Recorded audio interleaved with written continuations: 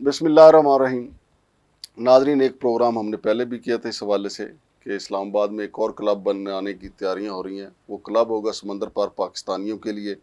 Fees उसकी जो मुजवज़ा fees रखी जा रही है $20,000, और $20,000 का नाम आते ही ऐसे लगता है कि जितने भी समंदर पार पाकिस्तानी हैं वो डॉलर बाहर जो है दरख्तों के साथ लगे हुए हैं, बस जेबें भरे फिर रहे हैं, हालांकि बेचारे बहुत मजदूरी करते हैं। और वैसे भी क्या आजकल को पाकिस्तानी जो है पाकिस्तान में सरमायाकारी कर भी रहे हैं कि नहीं कर रहे। पाकिस्तानी जो हैं जो बैरून मुल्क हैं उनके मसाइल और हैं, उनका क्लब वाला मसला नहीं है। स्टूडियो में मेरे साथ मौजूद हैं जनाब गुलाम सरवर संधू साहब। उनसे हम जानेंगे कि अगर नया क्लब बनता है, चूँकि यहाँ पे एक क्लब तो मौजूद है इस्लामाबाद क्लब, और अगर एक और क्लब बनता है क्या मास्टर प्लान इससे मुतासर होगा या इसका हल क्या हो सकता है। अस्सलाम वालेकुम जनाब सरवर संधू साहब। जी वालेकुम सलाम जी मांगड़ साहब। संधू साहब, वज़ीर आज़म जो हैं वो जाते हुए अमेरिका जाते हुए ये हुक्म दे गए हैं कि इसका PC-1 तैयार रखें, ओवरसीज़ पाकिस्तानियों के लिए क्लब बनाया जाएगा, उनको इंटरनेशनल मेयार की सहूलियात दी जाएंगी और उनके प्रोटोकॉल में इजाफा किया जाएगा और $20,000 फ़ी कस ओवरसीज़ पाकिस्तानी लेके उनको मेंबरशिप दी जाएगी। क्या समझते हैं कि ये बड़ा ज़बरदस्त आइडिया है? मांगड़ साहब, इसके दो तीन तरह से हमें इसको देखना चाहिए। आइडिया तो बहुत अच्छा है, लेकिन क्या ये ग्राउंड रियलिटी से मैच करता है या बस PC-1 बना के या कुछ चीज़ ऐसी बाकी बहुत सारे प्रोजेक्ट्स की तरह हमने बना के छोड़ देना है, बाद में इसका हिसाब होता रहे। इसको इस तरह देखने की ज़रूरत है। पहली तो बात यह है कि क्या जो ओवरसीज़ हैं सारे के सारे $20,000 इस काम के लिए इन्वेस्ट करेंगे, अफोर्ड कर सकते हैं? मौजूदा रेट के मुताबिक तकरीबन 55 लाख रुपया बनता है। 55 लाख। देखें, इसके लिए देखने की ज़रूरत है कि पहली बात 80% जो लोग हैं वो तो लेबर क्लास से तलक रखते हैं। हाँ, जो बाहर पिज़्ज़ा डिलीवरी वगैरह का काम करते हैं। मोस्टली पिज़्ज़ा डिलीवरी का तो यार, अगर आपको ग्राउंड रियलिटी पता हो ना, आप यकीन माने उनके पास 5-5 साल तक के लिए आने की टिकट नहीं होती जो हमारे समुद्र पर। जी। मैं कनाडा की बात आपको बता दूं, इंग्लैंड की बात बताता हूँ आपको, क्योंकि मेरा है एक्सपीरियंस उधर का। सही। तो इसलिए एक तो ये हर ओवरसीज से एक्सपेक्ट करना के बाद लाइनें लग जाएंगी $20,000 की। हाँ जी, ये अगेंस्ट द रियलिटी है। सही है। नंबर 2, अब आप क्लब के लिए उनको कह रहे हैं, देखिए प्लाट में तो इन्वेस्टमेंट कर लेंगे हो कि यार ठीक है किस्तों में पैसे देने हैं, या टोटल 10 लाख बना जो कि 2-4 साल में देना है। हाँ जी। वो तो ठीक है। आप किसी को कहते हैं कि नहीं सिर्फ लग्जरी के लिए, हाँ जी, आप $20,000 के लिए हम आपके लिए क्लब बना रहे हैं, तो एक तो ये ग्राउंड रियलिटी नहीं है। सर जिहड़ा बाहरों आंदा है ना, जो बाहर से आता है ओवरसीज पाकिस्तानी हमारा, वो क्लबों में रहने के लिए नहीं आता। वो आता है कि इत्थे आके पिनियां खाएगा, गुड़ वाले चावल खाएगा, गुड़ खाएगा, रस पिएगा जी, और जो अफोर्ड करता है 5 स्टार में चला जाता है, वो वहाँ चले जाए। दूसरी बात यह कि हमें जो चेंजिंग ट्रेंड्स हैं उसको भी ज़हन में रखना है कि पहले जो ओवरसीज पहली जनरेशन थी उनकी कोशिश होती थी कि छुट्टियों में या जब भी हो तो मौका मिले तो पाकिस्तान जाया जाए। हाँ जी। अब जो इस वक्त जवान है जनरेशन वहाँ पे, यूथ है नस्ल उनकी जवान जी, जो दूसरी नस्ल जवान हुई है, उनकी प्रायोरिटी ना तो अपने पाकिस्तानी रिश्तेदारों की शादियाँ, ना इनसे मिलना उनकी प्रायोरिटी है। उन्हें ना होता है वेकेशंस पे, हॉलीडेज पे। इस वक्त हॉलीडेज में बहुत सारे मेरे जो जानने वाले हैं, वो तकरीबन गोरे बन चुके हैं, गोरे पाकिस्तानी। बिल्कुल, एक तो उनका एटीट्यूड तो डेफिनेट, लेकिन दूसरा उनकी डेस्टिनेशन पाकिस्तान नहीं है। उनकी डेस्टिनेशन टर्की है, उनकी डेस्टिनेशन दुबई है, उनकी डेस्टिनेशन जो है मोरक्को है, या फिर वो थाईलैंड चले बीचेस के ऊपर। सही कह रहे हैं आप। ठीक है। हाँ जी। तो कितने % लोग आते हैं उनमें से? अब बूढ़े जो हैं उनको तो पता नहीं कब आना या नहीं आना, वो तो इंतजार में होते हैं। तो एक तो इतनी पॉपुलेशन नहीं है। नहीं तो लेकिन संधू साहब, अगर इस लेवल का ये जिस तरह वज़ीर आज़म चाहते हैं कि एक क्लब बनाया जाए समंदर पार पाकिस्तानियों के लिए, इसके लिए तो जिस तरह 352 एकड़ पे ये पहले इस्लामाबाद क्लब है, उसके लिए बहुत ज़मीन चाहिए होगी, फिर उसके ऊपर आप अखराजात करेंगे, उसके ऊपर डेवलपमेंट करेंगे। जी, मैं उधर आ रहा हूँ। ये तो थी कि क्या पॉपुलेशन इतनी मौजूद है जो ये फैसिलिटी अफोर्ड करती हो? क्या उनकी प्रायोरिटी है? ये नहीं है। नहीं है।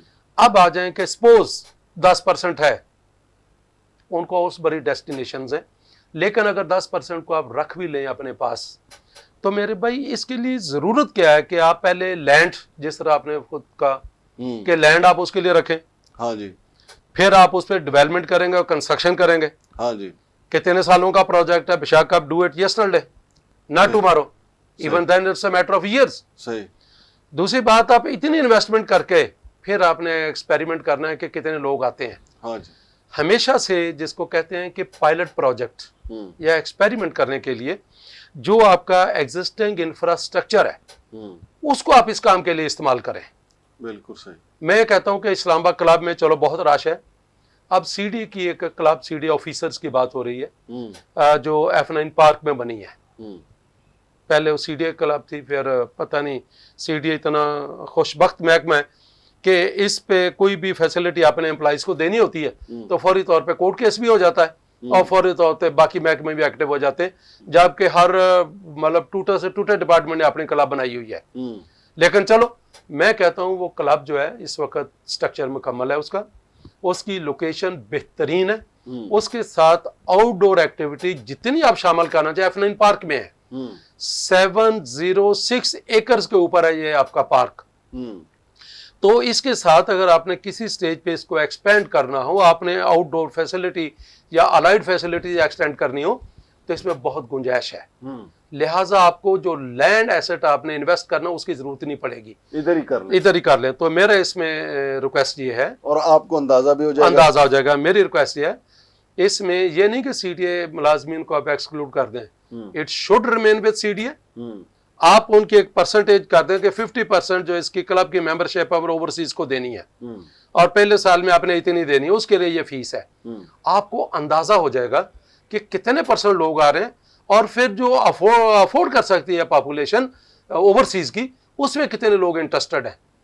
और आपका जो इंस्टेंट एक्सपेंसेस है लैंड और डेवलपमेंट और कंस्ट्रक्शन, वो आपका बचेगा। हाँ, किसी स्टेज पे आप समझें कि यार जो थाउजेंड्स में आ गए हैं, देन आपके पास ऑलरेडी बजट अवेलेबल होगा, फंडिंग अवेलेबल होगी, फिर you go for this luxury, सिर्फ आप बड़े प्रोजेक्ट के लिए।